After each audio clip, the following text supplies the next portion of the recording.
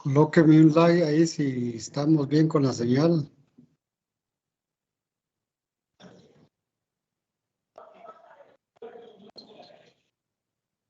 Muy bien, Byron. Denis, Josué.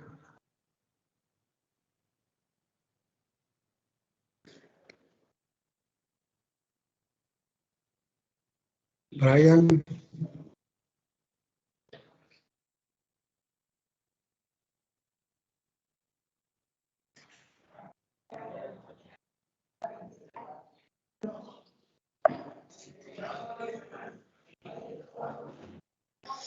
Bien, lo último que vimos fue los sistemas económicos.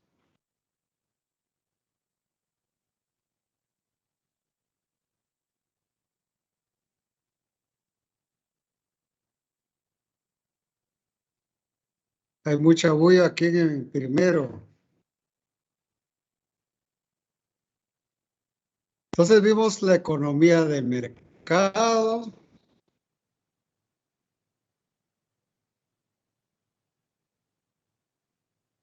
¿Cómo se resuelven los problemas básicos? Ojo, ¿cuáles son los problemas básicos que hay que resolver? Problemas económicos. ¿Qué producir, cómo producir y para quién producir? Hay tres sistemas económicos generales. El de libre mercado, o sea, de economía de mercado, donde, donde la escasez es lo que dirige la producción. Vimos la economía planificada. Pues la verdad que soy sincero, aquí a este libro no sé por qué le llama economía planificada, pero realmente es la economía del socialismo, del comunismo. Karl Marx es el padre del socialismo. Los países socialistas, que por cierto, ahora van a empezar a conocer qué es la URSS, qué es la Unión Soviética, que fue un bloque comunista por muchos años. Sigue teniendo el control el Estado. Y si no, miren cómo empezó ahorita a controlar a Ucrania.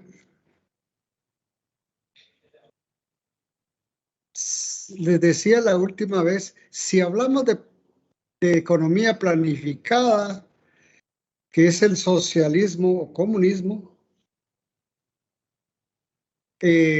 tenemos como referencia la Unión Soviética, Cuba,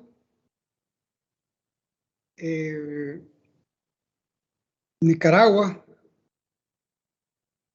aunque es relativo, porque ahorita van a empezar a comprender por qué Nicaragua no es socialista, ni es capitalista. Tenemos también aquí cerca El Salvador, Nayib Bukele, que tiene sus tendencias socialistas, pero eso, alguien va a explicar qué tipo de socialismo ellos manejan. Y la parte de la economía de mercado, Estados Unidos, ¿verdad? Allá sálvese quien pueda y produce el mejor, sale adelante.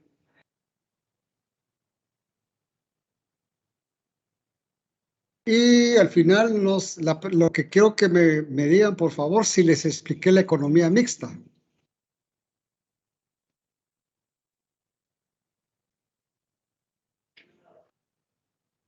Compañeros, No, ingeniero, no nos ha explicado la economía mixta. que no lo he explicado. No.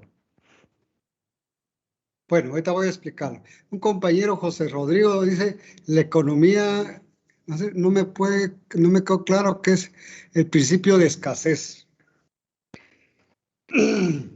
Regresemos, Rodrigo, y busquemos cuál es el concepto de escasez económica para poder entender esa parte.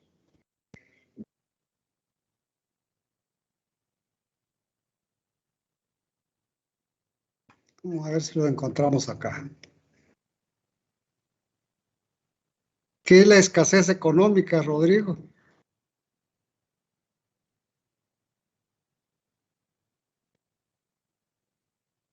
Pues no es la falta de un bien, pero es la incapacidad de poder llegar a satisfacer todas las necesidades por medio de los bienes y servicios. Eso sería. La escasez, en palabras comunes, no es la falta de un producto o servicio. No es eso, sino que escasez económica es que existe el producto, pero no todos lo pueden comprar. Solo los que tienen buena renta la compran. O sea, si hablamos de 100 personas y 70 no pueden comprar el producto porque no tienen buena renta, o sea, no tienen buenos ingresos para comprarlo, entonces existe escasez.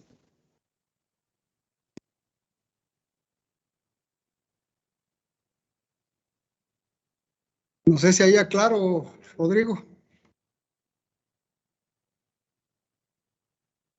Bien. Sí, Continuando entonces, compañeros, ¿qué es la economía mixta? Aquí quiero que pongan atención porque es parte de lo que voy a poner en el examen. La economía mixta, su nombre lo dice, utilizan parte de la economía de mercado y parte de la economía socialista o la economía planificada. ¿Por qué se le llama economía planificada? Porque el Estado planifica qué producir, cómo producir y para quiénes producir. Mientras que la economía de mercado, aquí el que manda es el cliente, oferta y demanda. Pero en la economía mixta, 1936, apareció este economista Keynes. Por eso se le llama, la economía mixta se le llama la economía keynesiana. Apúntenlo. La economía keynesiana es la economía mixta, donde un Estado, dígase una república, dígase un país, utiliza la economía de mercado y utiliza la economía planificada. Porque antes de 1936 existía el comunismo y existía el capitalismo, nada más.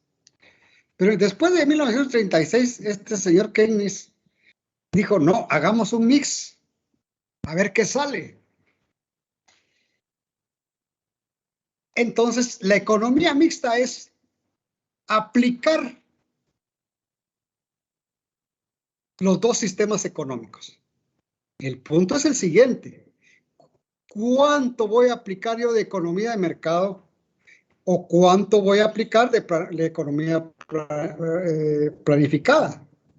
Eso va a depender, aquí viene la política, va a depender de quienes estén en el poder dirigiendo el país. Si es un economista, es un ingeniero, ¿quién es el que manda? Aunque les soy sincero, hablemos de Guatemala. En Guatemala los presidentes, entre comillas, que elegimos no son los que mandan. Ellos solo van a sentarse a una silla, que atrás de esa silla está un grupo que dirige el país. Entonces, veamos, la economía mixta, aquí hay un error, por favor, muchachos, en el documento. Miren que, pues bueno, yo no soy economista, pero sí detecté ese error, entonces por favor lo cambian. ¿Cómo afronta la economía mixta los problemas básicos? Ahí, por favor, corrijan eso, porque ahí creo que decía, no me acuerdo qué dice ahí, muchacha, ya lo borré.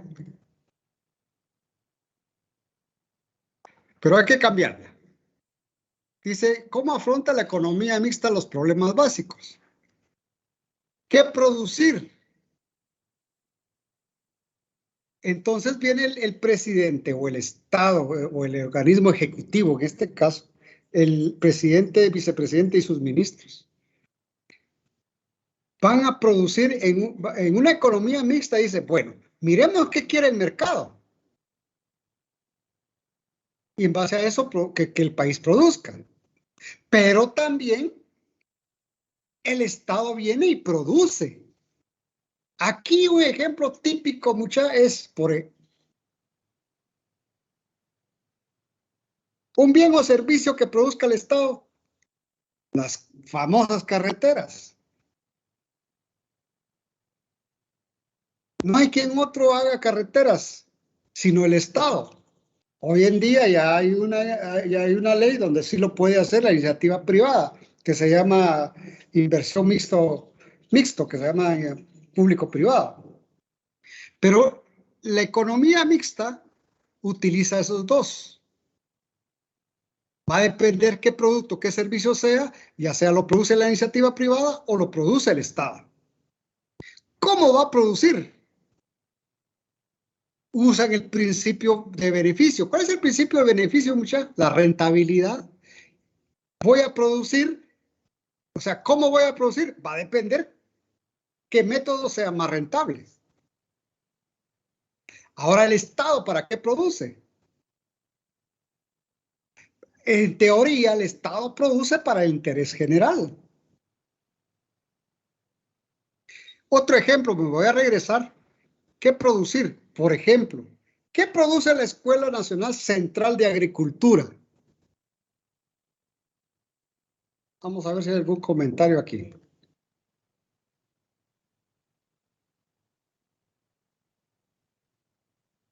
¿Qué produce la escuela? Según el mandato constitucional. O ya se durmieron o nadie está. Peritos agrónomos y forestales. Muy bien. Excelente. Entonces, en este caso, el Estado está produciendo peritos agrónomos y forestales. ¿Cómo lo está haciendo? A través de la empresa pública. ¿Y cuál sería la empresa pública? La empresa pública se llama ENCA, donde nosotros estamos. Pero si hay que producir azúcar, el Estado de Guatemala no produce azúcar. Lo produce la iniciativa privada, o sea, lo produce el mercado. ¿Se dan cuenta cómo vamos definiendo dónde está Guatemala? ¿Para quiénes va a producir? El principio de escasez. O sea, si hace falta algo, lo produce el mercado. ¿Pero para qué produce el Estado? El Estado produce para distribuirlo dentro de su población y a cambio de esa producción, el Estado cobra impuestos. Y aquí, entre comillas, y ayuda. ¿Cómo así? Por ejemplo, la ENCA. La ENCA produce peritos agrónomos, pero también producen peritos agrónomos las escuelas de agricultura que no pertenecen a la ENCA. Allá en Santa Lucía hay uno, ¿cómo se llama esta? SEAS. Ese es privado. El dueño es una persona. ¿Y qué busca esa persona? Producir un servicio para tener ganancias. ¿Pero por qué produce ese servicio? Porque hay una escasez. ¿Cuántas ENCAs no quisiéramos que estuvieran en todo el país? Y por cierto, ese es uno de los mandatos constitucionales de la escuela, que debe de poner sedes en todo el país. 1985, de ahí quedó y solo existe esta. Pero como existe escasez de escuelas de agronomía, entonces viene la iniciativa privada y la abre. Ahora voy bien, ahora, ¿para quién produce el Estado? El Estado produce para su población, y en este caso produce para todos ustedes que están estudiando acá.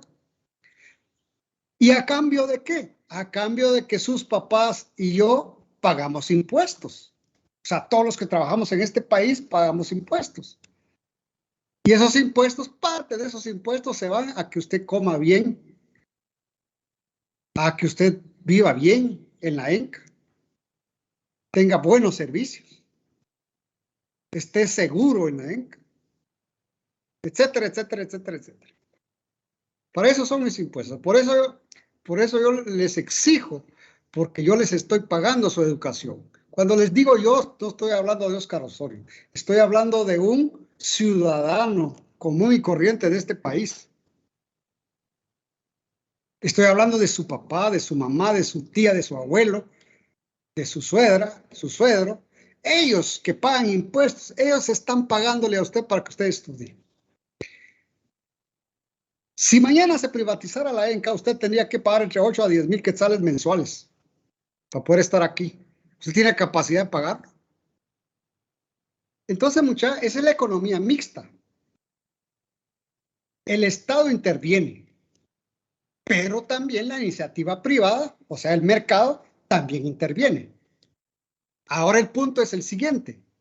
¿Qué tanto interviene en el Estado? Es ahí donde vienen las diferencias. Va a depender de qué país estemos hablando. Si hablamos de Nicaragua, el Estado interviene tanto que hace poco, hace como un mes, cerró como 8 o 10 universidades y las volvió públicas, universidades privadas. Ahí hay intervención del Estado. ¿Qué tanta intervención del Estado hay en Costa Rica? Poca, mucha, hay que hacer un tipo de análisis económico. Pero a mí lo que me interesa es qué tanta intervención tiene el Estado en Guatemala. Va a depender. Si le interesa, interviene. Si no le interesa, no le interviene. No interviene. Si le es rentable, interviene, y si no, no. Pero ojo con lo que voy a decir. Si le es rentable a los bolsillos de los que están dirigiendo el país. Porque yo no he visto ningún gobierno que tenga sus intereses puestos en la población. Siempre he visto puestos en ellos. Porque ¿cómo es posible que un simple empleado que gana 10 mil quetzales resulta que tiene un patrimonio de 10, 15 millones? Corrupción, ¿verdad, muchacha? Entonces, ¿por qué interviene el Estado? El intervencionismo del Estado se da por los intereses de los que están en la administración pública. Obviamente solo estoy hablando generalidades. Hay excepciones. Hay muy buenos trabajadores en el Estado, como hay muy malos trabajadores en el Estado. Pero bueno, este no es el punto de ahorita, solo es como para que picarlos ahí. Entonces es la economía mixta, mucha. Aquí hay otro error, compañeros, para que lo corrijan, en la página 44. Dice, cuando el Estado interviene poco, dice ahí, y no es poco, es mucho. Cuando el Estado interviene mucho, las ventajas y los inconvenientes se asemejan a los de la economía planificada. O sea que en una economía mixta, en un país con economía mixta como el nuestro, como Guatemala, pregunta de examen, si interviene mucho el Estado, se vuelve comunista, socialista, si quieren llamarle así. Y si no interviene mucho, se vuelve economía de mercado. ¿Qué pasa con la economía de mercado? El problema de la economía de mercado es que si el Estado no interviene mucho, existen grandes desigualdades. Pero si el Estado interviene demasiado, también se vuelve socialista. Y el problema del socialismo, jóvenes, es que no hay incentivo para crecer. ¿Por qué no hay incentivo para crecer? Sencillo. Porque si yo hago mucho, igual me va a tocar la misma cantidad. Si hago poco, igual me va a tocar la misma cantidad. Porque se supone que hay un socialismo, hay un comunismo, que todos los bienes del Estado se distribuyen equitativamente entre la población. Entonces no hay incentivo para mejorar, para crecer. Mientras que en la economía de mercado, ahí el incentivo es productividad. Ahí si vos producís más, vas a tener más. Pero se crean las desigualdades. Por eso es que tenemos una extrema pobreza en Guatemala. Porque hay mucha economía de mercado. Nosotros nos damos el lujo de, bueno, almorzar. Rico que estuvo el almuerzo hoy, nos dieron cerdo y pollo. ¿Cuánta gente no almorzó hoy en este país? Porque no tiene para comprar azúcar, no tiene para comprar el maíz que está caro, no tiene para comprar gas para cocinar, etcétera, etcétera, etcétera. Jóvenes, yo cuando crecí, cuando era niño, siempre miraba la pobreza y miraba a África, con los niños desnutridos de África. No pasó mucho tiempo. Hoy en día yo no necesito ir a ver a África, solo necesito salir de la ciudad capital para ir a ver la desnutrición severa y muerte que hay en el país. Váyanse ustedes han de conocer mejor que yo. Váyanse a las aldeas, muchachos. El niño que está creciendo les dan tortilla con café, si bien le va. Y no usan, hay gente que no usa café porque está muy caro comprar café. ¿Saben qué es lo que hacen? A ver si alguien me dice qué toman en vez de café. Algún compañero que tenga esa bonita experiencia. Agua de masa. Agua de masa, ¿qué otra cosa? Pues te cuento que el agua de masa con azúcar sabe rico. Bueno, a mí me gustaba, que también me lo daban.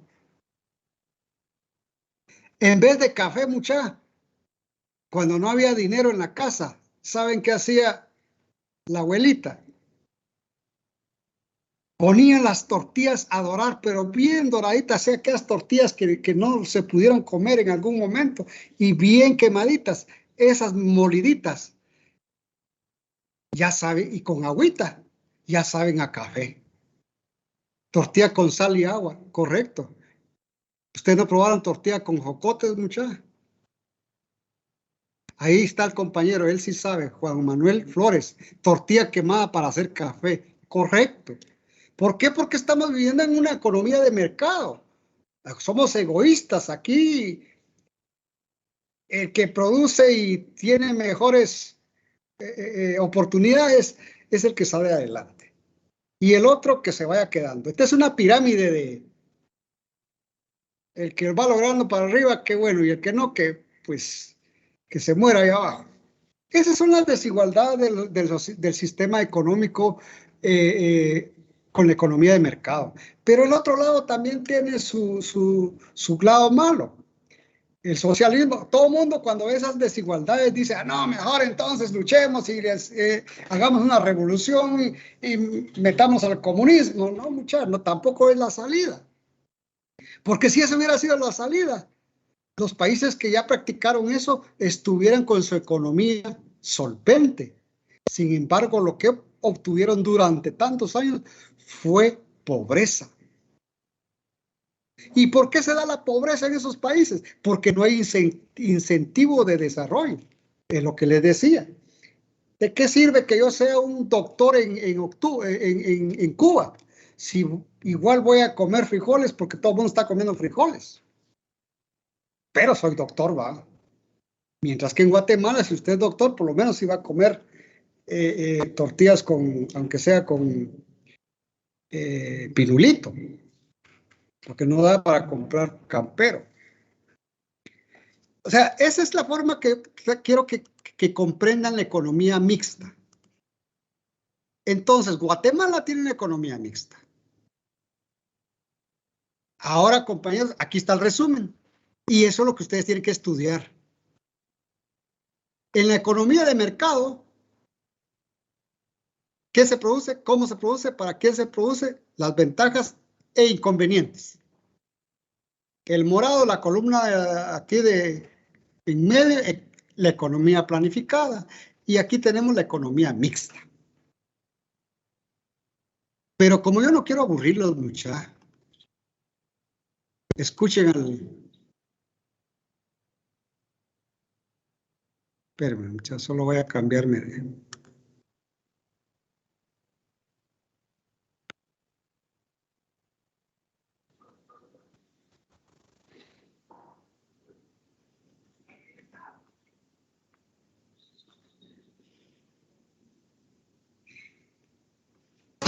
que prueba, es delicioso. Tres carnes vale, ay qué sabroso. En la clase de hoy vamos a ver las ventajas o inconvenientes de que el Estado intervenga más o menos dentro de una economía mixta. Para empezar, recordemos que en una economía de mercado o capitalista todas las decisiones se toman en los mercados, a través de acuerdos de familias y empresas. Dijimos también que aquí existían incentivos, es decir, que las empresas y las familias veían que si lo hacían mejor iban a ganar más beneficios o iban a tener más salarios. Por tanto, todas estas recompensas hacían que normalmente la producción de un país creciera y que normalmente en estas sociedades había más riqueza. Sin embargo, esta gran libertad también trae unos inconvenientes. Al final, familias y empresas iban a su interés personal, eran egoístas. Y esto podía llevar a ciertas situaciones como, por ejemplo, que hubiera abusos de algunas empresas y también a desigualdades en la renta que tenían las personas. Puede haber gente con mucho dinero y otros que no tuvieran prácticamente ni para vivir. La otra alternativa era la economía planificada o comunismo. Aquí el Estado tomaba todas las decisiones, hacía las empresas públicas y le daba empleo a todas las personas. De esta manera se aseguraba que las necesidades básicas estuvieran cubiertas y como se pagaban salarios parecidos, habría mayor igualdad. Sin embargo, esta intervención total viene con una serie de inconvenientes. Para el Estado era prácticamente imposible saber qué tenía que producir en todo momento para millones de personas. Eso hacía que hubiera ciertos errores de previsión y que a veces hubiera abundancia de algunos productos y escasez de otros que fueran básicos. Y además se eliminaban todos los incentivos. Ahora, las empresas y los trabajadores no tienen recompensas por hacer las cosas mejor. Fruto de esto vimos que la producción cada vez era menor y eso llevó a estas sociedades a altos niveles de pobreza. En la clase anterior dijimos que la economía mixta intenta buscar un equilibrio y que parte de las decisiones se toma en los mercados a través de acuerdos de familias y empresas y que parte son tomadas por el propio Estado. Y que cada sociedad debe elegir qué decisiones le deja a una parte y qué decisiones le deja a la otra. De un simple vistazo podríamos pensar que en aquellas sociedades en donde en el mercado se tomen muchísimas decisiones y en el Estado se tomen muy pocas, cogerá las ventajas e inconvenientes de la economía de mercado. Es decir, que serían sociedades con mucha riqueza pero muy desiguales. Y podríamos decir que en aquellas sociedades en donde el Estado tome muchas decisiones y se les deje menos al mercado, tomarán las ventajas e inconvenientes de la economía planificada. Es decir, serían sociedades muy igualitarias, pero en las que habría más pobreza. Pues a continuación vamos a ver que sí, pero no. Vamos a ver un ejemplo en el que sí se cumple esto. Por ejemplo, en Estados Unidos el gasto público es un 35% del PIB. Eso quiere decir que del total de la riqueza el Estado está gastando un 35%, mientras que en Francia es un 55%. Bueno, esto puede ser un indicador de que en Francia el Estado interviene más porque gasta una mayor cantidad de dinero en la economía. Si miramos la riqueza, en Estados Unidos el PIB per cápita, la riqueza por persona, es de 55.000 euros al año y en Francia es de 35.000 euros al año. Podríamos decir que la riqueza de media en Estados Unidos es mayor. Sin embargo, si miramos cómo está distribuida esta riqueza, aquí no cabe duda que en Francia hay una mayor igualdad. De hecho, Estados Unidos es probablemente uno de los países con mayor desigualdad del mundo. Entonces, vemos que aquí se cumple. En Estados Unidos hay una mayor riqueza, pero también una mayor desigualdad. Y en Francia la riqueza es menor que en Estados Unidos, pero la igualdad es mucho mayor. Ahora pongamos el ejemplo de otros países americanos, como por ejemplo México, Argentina, Colombia o Perú. En estos países el gasto público es muy inferior al de Francia y en muchas ocasiones incluso inferior al de Estados Unidos. Podríamos pensar que en ese caso, como el Estado interviene poco, habrá muchos incentivos y la riqueza será mayor. Pero si nos fijamos en el PIB per cápita de la mayoría de países, es muchísimo más bajo que Estados Unidos y mucho más bajo también que Francia. El problema de estos países vino a lo largo del siglo XX, porque a inicios de siglo tenían una situación no tan diferente a la de Europa. Pero durante muchas décadas hicieron una gran intervención del Estado, de manera que no tuvieron un gran desarrollo. En 1980, muchos economistas consideraron que esta intervención, más parecida a economías planificadas, había provocado que no se generaran incentivos y que al final el país no creciera. Y por eso lo que propusieron es darle más importancia a los mercados, con el objetivo de que se desarrollaran estos incentivos y así promover la riqueza. Ante esta situación empezaron a bajar el gasto público. El problema es que los pocos recursos que tenían seguían derrochándolos con políticas que eran poco prudentes. Estas políticas en muchas ocasiones generaron grandes aumentos de precios, lo que al final acabó con la confianza de las personas. Las personas decían, oye, ¿para qué voy a esforzar? ¿Para qué voy a trabajar y a ganarme un salario? Si el Estado está haciendo una serie de políticas muy imprudentes que al final llevan a aumentos de precios gigantes que hacen que al final el dinero que yo gano no sirva para absolutamente nada. Es decir, que al reducir la confianza de las familias y las empresas, se acababa con los incentivos, que veían que no tenía sentido en esforzarse, en ahorrar e invertir, y que por lo tanto pues, no se acababa de desarrollar la riqueza. Pero por otra parte, el Estado hemos dicho que con su gasto público tampoco hacía políticas que pudieran ser inteligentes para, por ejemplo, los más desfavorecidos. Por ejemplo, hubiera sido inteligente que este gasto público, por muy reducido que sea, pueda dirigirse, por ejemplo, para estimular a las pequeñas empresas, para ayudarlas que así puedan crecer. O tal vez invirtiendo en sanidad y educación, ya que si las personas están más sanas y tienen una mejor educación, van a ser más productivas y eso les va a poder hacer en un futuro ganar más dinero, lo que llevará a una mayor igualdad entre todo el mundo. Por tanto, con estas políticas imprudentes lo que se hacía era que se acababa con los incentivos y por tanto no se desarrollaba riqueza y no se estaba invirtiendo en intentar igualar las oportunidades a través de, por ejemplo, sanidad o educación, con lo cual no se estaba generando igualdad. En esa situación, los países se están quedando con lo malo de los dos sistemas. Al no ayudar a los más desfavorecidos, se genera una desigualdad y al acabar con los incentivos, se llega a una gran situación de pobreza. Sin embargo, en el lado opuesto tenemos países como los del norte de Europa, como por ejemplo Finlandia, Noruega o Dinamarca, que tienen un gasto público muy elevado. Si vemos su PIB per cápita, este también es muy alto, en muchos casos más alto que el de Francia y prácticamente como Estados Unidos.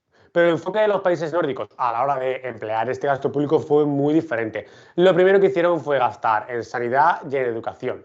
La idea básica es que si la gente recibe una buena formación, luego en el futuro será más productivo. Fíjate que de esta manera se igualan las oportunidades. Es decir, con independencia de que yo nazca en una familia más rica o más pobre, me están dando una buena formación. Y a mí no me eliminan los incentivos. Yo luego tendré que esforzarme, tendré que trabajar duro con el objetivo de poder ganar más dinero. Y de esta manera, al mantenerse los incentivos, se genera riqueza. Este enfoque es mucho más interesante. Se trata de igualar oportunidades. No se trata de coger el dinero que tienen los más ricos y dárselo al que tienen los más pobres, porque de esta manera rompen los incentivos. La gente con más dinero va a decir, oye, ¿para qué voy a trabajar tanto si me van a quitar la mayoría del dinero que gano? Y la gente que menos gana va a decir, uy, ¿para qué me voy a esforzar si luego el Estado me va a ayudar igualmente? Al contrario, al invertir en el sistema educativo se están igualando las oportunidades. Así, todo el mundo partirá de la misma posición de salida y a través de su esfuerzo conseguirá ganar más dinero. Vemos que estos países han conseguido mantener las ventajas de ambos sistemas. Por un lado, han conseguido mantener una mayor igualdad y por otro lado, han mantenido los incentivos con lo que genera riqueza. Otra cosa que hicieron muy bien los países nórdicos es dedicar parte de este gasto público a invertir en ciencia y tecnología.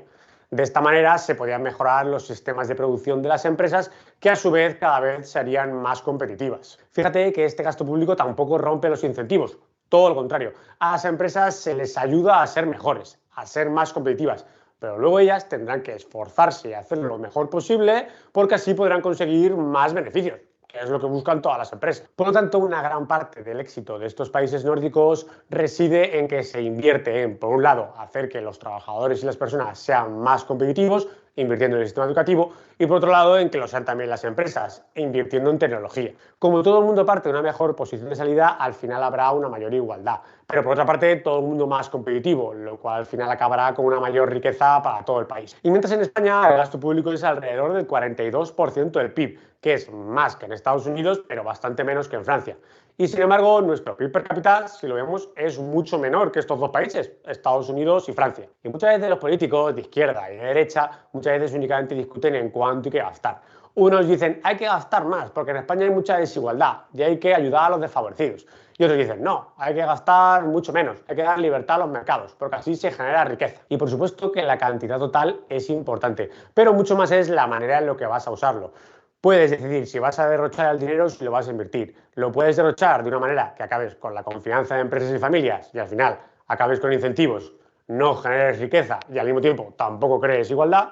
O puedes invertirlo en un mejor sistema educativo, puedes igualar las oportunidades y de esta manera al final conseguirás una mayor igualdad y por otro lado generarás incentivos con los que al final conseguirás crecimiento. Y al final tú como alumno tienes que tomar las mismas decisiones. Si por ejemplo con tu tiempo lo quieres derrochar, estando todo el día con la maquinita, o si quieres invertirlo en una mejor educación y en una mejor formación que te lleve a tener un mayor bienestar en el futuro. Ya me contarás qué es lo que haces y cómo se da, pero yo de momento te veo en la siguiente clase.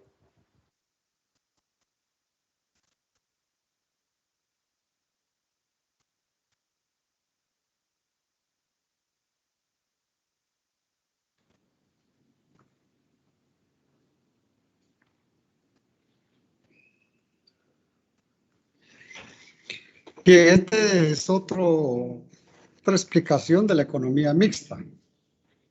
Quiero aclarar 2 puntos. Uno es que el Estado apoye a la población. No lo vayan a confundir ustedes con el populismo. ¿Qué es el populismo? El populismo es venir y regalarle pescados a la gente, porque solo va a comer una vez. Mientras que el Estado que apoya bien sería el que le enseñe a pescar a la gente para que tenga peces siempre. Un Estado que le enseñe a mantener los mantos acuíferos para que puedan cultivar sus peces. Entonces, no vayan a confundir ustedes si viene un político populista y dice, miren que aquí la pobreza, que estamos jodidos, yo los voy a ayudar. Les voy a dar un discurso de un presidencial. Va a llegar y les va a decir, mire que aquí los campesinos están jodidos y todos los empresarios están llevando el dinero. Y ustedes más pobres. Yo cuando llegue a la presidencia les ofrezco venir y apoyarlos. Y para empezar, por eso les voy a dar bolsas solidarias. Voy a crear el comedor seguro. Perdón, comedor solidario. Total, y se inventan un montón de babosadas. Que lo que están haciendo es venir y regalando el dinero que no es de ellos. ¿A cambio de qué? A cambio de un voto. Eso es lo que hace el populista. Por eso en campaña muchas aparecen un montón de habladores, pero realmente cuando nosotros entendamos cuáles son los sistemas económicos, ya no cualquiera nos va a babosear. Por ejemplo, la gran baboseada que nos pegó este gobierno, diciendo, bueno, voy a darles 1,000 quetzales mensuales para reactivar la economía en pandemia. Se los dio a algunos y otros a los del partido. Pero al final, ¿qué hizo? Bueno, al principio dio 1,000 quetzales, después dio otros 2,000 y de último creo que dio solo 300, que había ofrecido 3,000. Pero ¿qué pasó? Al final la gente pues se gastó ese dinero en cualquier cosa, pero no lo sacó de la pobreza, no lo sacó del problema del coronavirus, sigue, o sea, solo vino y nos dio casaca, pues, si no miremos cómo estamos ahorita con tanta infestación. En vez de venir e invertir en la salud realmente, en vez de venir e invertir en educar a la población cómo es que se maneja esta pandemia. Pero bueno, muchachos, yo solo estoy dándoles un discurso que podría darles un político para que ustedes logren comprender qué es la economía de mercado, qué es la economía planificada y qué es la economía mixta. Entonces, esto es, en resumen, lo que quiero que ustedes entiendan. Ahora sí les dejo la palabra porque ya me cansé de hablar. Pregunten, muchachos, o quieran algo que quieran que les repita. Escriban ahí, por favor, o hablen.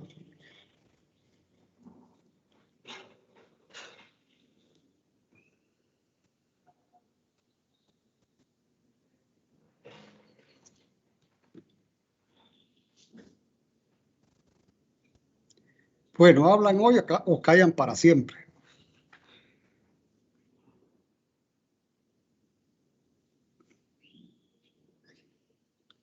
Continuemos entonces. Aquí hay varios ejercicios que quiero que por favor lo hagan. Ingeniero Duda, Sí, ¿podría explicar la soberanía del consumidor, por favor? la soberanía del consumidor. ¿Eso es? Pregunto. Sí, por favor. Mire, ¿qué es la soberanía para empezar? La soberanía es que usted tiene el poder de decidir. Y cuando habla de soberanía del consumidor, es que el consumidor es el que manda. El consumidor es el que tiene la capacidad de decidir de comprar o no comprar X o Y producto o servicio. Eso es la soberanía del consumidor. El poder de decisión. Otra pregunta.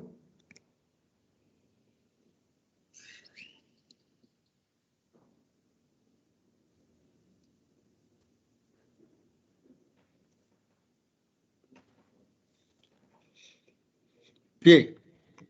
Entonces, hagamos una cosa. De este cuadro que está acá, en grupos, quiero que por favor me pongan un ejemplo de un producto o de un servicio. En la economía de mercado, en la economía planificada y en la economía mixta. Cualquiera. Cualquier producto, cualquier servicio, cualquier bien. O sea, que vienen, hacen este cuadro, ya sea lo hacen en Excel o en Word, y,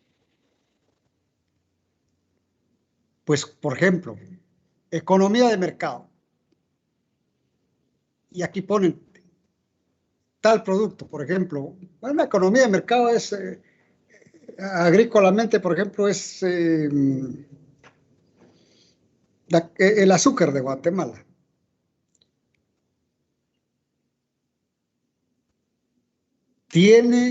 Es la economía de mercado, existe economía de mercado aquí con el producto de azúcar de Guatemala, sí, porque se produce en Guatemala y al final el consumidor es el que define qué producir. En Guatemala hay mucho consumo de azúcar y no solo piensen para el fresco o para el café, no. Todo lo que se produce con el azúcar. Y de ahí me buscan un ejemplo, bueno, cómo se produce, para quiénes se produce, las ventajas de la producción y los inconvenientes que hay. Y de ahí se van a economía planificada, me ponen un ejemplo, qué producir, cómo producir.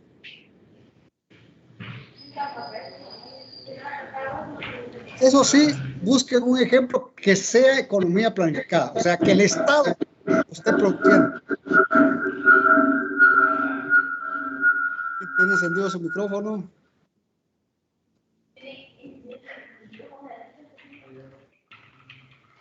Bien, aquí hay una pregunta. ¿Qué diferencia hay entre el populismo y el comunismo? El comunismo es un sistema económico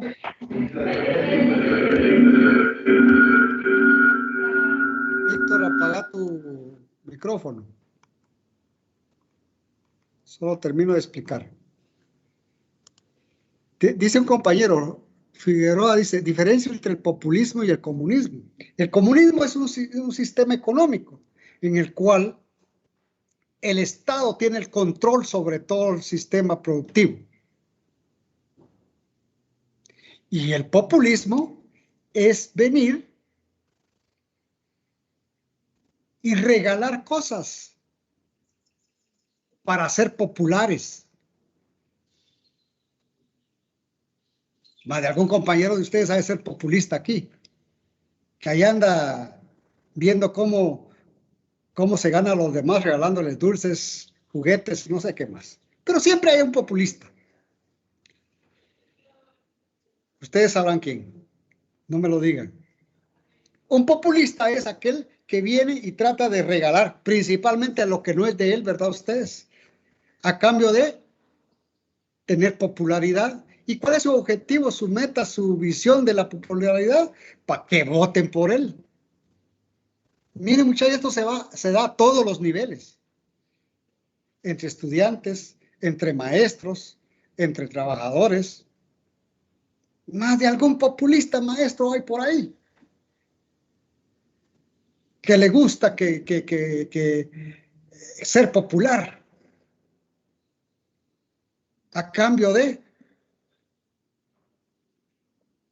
que lo elijan, ¿verdad? Esa es la diferencia entre populismo y comunismo, Figueroa. ¿Alguien más?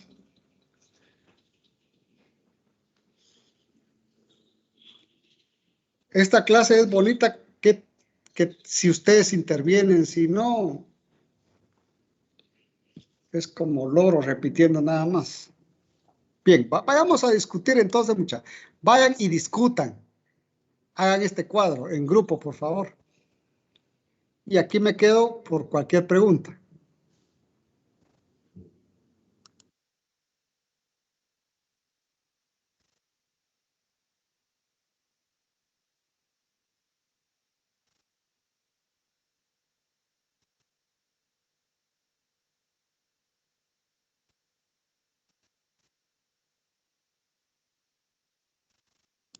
Pueden hacer sus preguntas ahí en el grupo de WhatsApp o en el grupo de aquí del chat de la reunión. ¿Qué va a venir en el examen? Toda la unidad 2, exceptuando los puntos que no vimos, que no analizamos. Sin embargo, están en el libro, pues, y están en la presentación. Pero no le voy a poner muchas preguntas de eso. Este corto trae un grado de dificultad un poco mayor que el primero, para que no se me vayan a confiar. Si lo van a hacer en grupo, pues igual no me interesa, lo que me interesa es que aprendan. Yo no puedo controlar si lo hacen en grupo o no. Lo que sí puedo controlar es que lo que saquen en el examen final, el examen parcial presencial, va a ajustar su nota que saquen ahorita en grupo. Pequeña sorpresa que no les había dicho. Un factor de corrección. Entre más individual lo haga, mejor le va a ir en el examen parcial. Esa es la clave. Entre más lo haga copiando en grupo, peor le va a ir en el examen parcial.